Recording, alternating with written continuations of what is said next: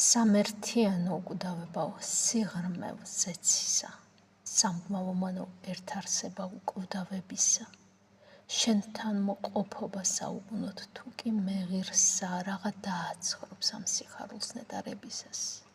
ხარ ასე შორს და ამავე დროს ისე ახლოს ხარ, რომ ჩემს სულს თვალებს გულში ძალუძ შენი მოხილვა.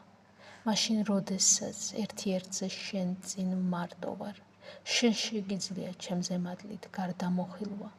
შენდობას ვითხოვ, სული რომ მაქვს სავსე ლაქებით, მხოლოდ შენ ძალგით სამლაქების დასუფთავება.